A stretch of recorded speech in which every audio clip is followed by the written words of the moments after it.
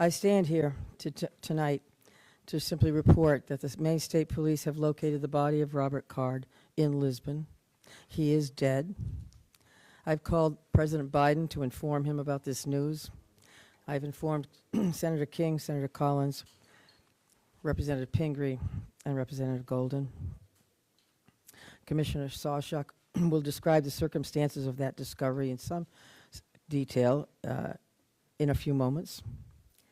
But this discovery is entirely thanks to the hundreds of local, county, state, and federal law enforcement members from all over, and people from other states as well. People who searched tirelessly to arrive at this moment.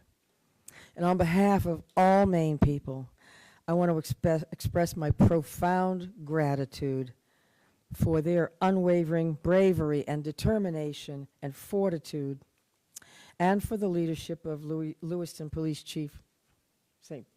Where'd he go? Right there, that guy. Lewiston's Police Chief St. Pierre. Like many people, I'm breathing a sigh of relief tonight, knowing that Robert Card is no longer a threat to anyone. I know there are some people, and many people, who share that sentiment, but I also know that his death may not bring solace to many. But now is a time to heal. And with this search concluded, I know that law enforcement continues to fully investigate all the facts so we can bring what closure we can to the victims and their families.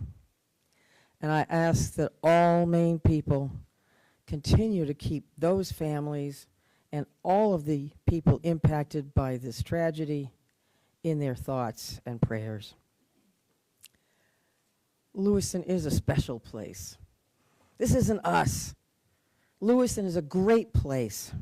It's a close-knit community of fine people, people with a long history, a history of hard work, of persistence, of faith, of opening its big heart to people everywhere.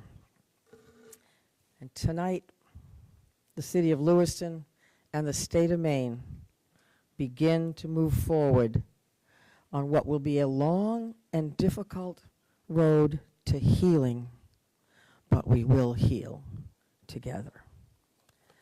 Thank you. And again, my deepest gratitude of all the people of the state of Maine, to these wonderful members of law enforcement who came from all over to help us solve this crime and put closure on this investigation. Robert Card is dead. Now I'm going to turn it over to Commissioner Sawchuk.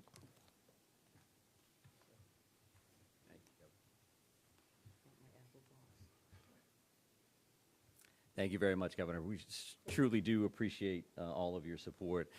I think it's incredibly important that the next person that speaks this evening is Lewiston's chief law enforcement champion, and that is Dave St. Pierre. Dave. Thank you, Mike. Thank you, Governor, for allowing me this opportunity. Bear with me, please. I certainly did not have much time to prepare a speech here. I want to say to everybody, thank you so much. Our community can now breathe a sigh of relief, as the Governor stated, and I can't echo that enough. Our work, again, is not done here. I was very elated tonight when I got the call from Commissioner Sawchuk advising me of the revelation of what took place, and that Mr. Card is deceased and no longer a threat to our community or any other community. I just don't want to forget the families that are grieving and will continue to grieve. I don't want to forget the law enforcement officials that have worked tirelessly throughout this whole event to come to a good conclusion. Our men and women of the Lewiston Police Department, of all of our surrounding agencies. We have with us Chief McGee here from Lisbon, where Mr. Card was found. This is vitally important to all of us that this conclusion came to light tonight. We're gonna grieve for the families that lost loved ones here. We're gonna continue to work. We're gonna persevere. And we've become better people for it, in terms of working together as teams. We've learned a lot from some mistakes. We've won a lot of accomplishments this evening. Again, I wasn't really prepared for this on a Friday night at 10:30, but I'm very happy to be here and very happy to say the threat is over. Thank you. Just a reaction from your officers when they got the news, sir, of this, your officers are reporting these cases. Sure, so our officers are being notified now as we speak. Some know, obviously, sooner than others. There are many that are still home. They're home with their families. And I'm quite certain at this point in time, we all know about this. This is something that all of our law enforcement personnel, ours and any surrounding community, has been paying very close attention to in awaiting positive news or good news. And this is by far the best news we've had in quite some time. Was there any belief at this time that the suspect was dead before finding him, or did this come as a brand new revelation that you never saw coming before this? So our reality here is that the search has been extensive, it's been thorough, it's been nonstop since the minute we started speaking with you and long before that. So all of these options are on the table, as we knew. We continue to search locations, in some cases multiple times. And we will have more information about exactly how this went down. We're going to have another briefing tomorrow morning at 10 o'clock. And I would please encourage you to think about next steps from your end, information that you would find important. And I will say that this is not going to be a long Q&A this evening. We wanted to make sure that we got this information out as fast as possible and as responsible as possible. And what I mean by that is that the time between the notification of the press release and now, there wasn't a lot of details there. There wasn't a lot of details there because we wanted to talk to the victims' families. We wanted to say, this is coming. It's important that they heard that information as close to first as anybody else. And you know who else we called? Was the family of the suspect. And they lost a loved one in this scenario. And there were many of that family that was very cooperative with us throughout. So they deserve that phone call. So we had those conversations tonight before joining you here. We also got a chance to spend some time with the brothers and sisters of law enforcement and our public safety partners that have been so incredibly helpful over the last few days, to say the least. So, one second. So right here, sir.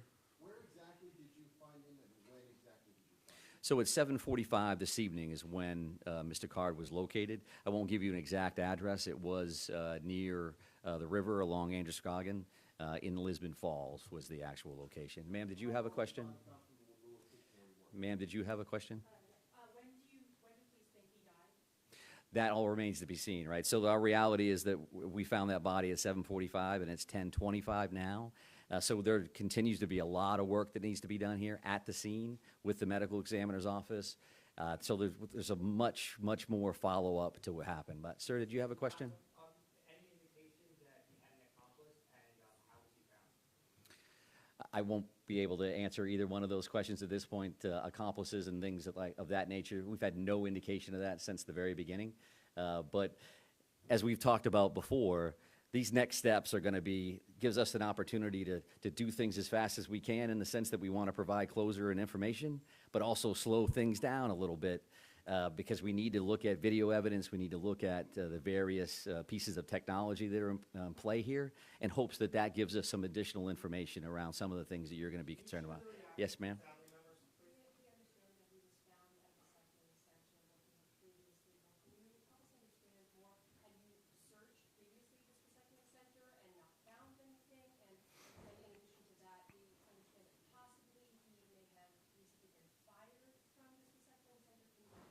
Yeah, I'm happy to take a look at that information in hopes that I can get that back to you tomorrow morning at 10 o'clock. That remains to be seen. Again, we have attorney generals that we need to work with and other individuals that are in play here. I'm going to take a couple more questions, again with the mindset that it's 10 o'clock tonight, and we do want to come back tomorrow morning to have this conversation. Right here.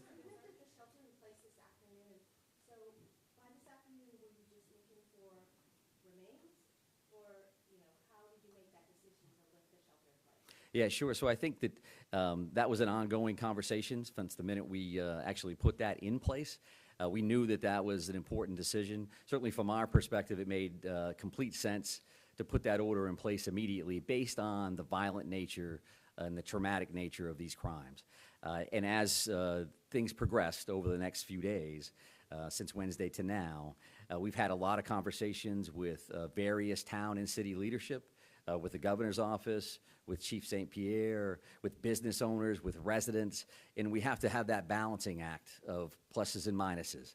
And we had that initial surge with those communities, and those communities made perfect sense for an order. And as things tended to slow down, we didn't have any immediate threats. We made the decision to back off that. I would also just want to mention this because a fellow commissioner had asked me to do this, and I could walk out of here forgetting it. But Commissioner Camuso said that, and passed along, that actually that hunting restriction has been lifted as well. So the resident hunting opportunity for tomorrow is open across the state of Maine to include those 4 communities. There's a lot of phone calls that she would receive around that. But right here, ma'am? Yes, I can confirm that. It's an apparent self-inflicted gunshot wound. Did you have a question, ma'am?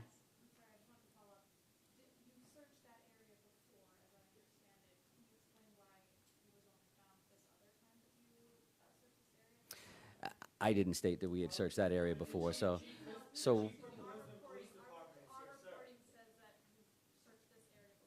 Okay.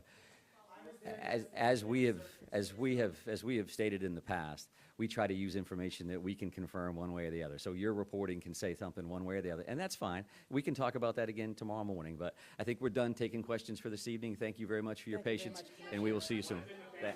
Thank you very much. Thank you.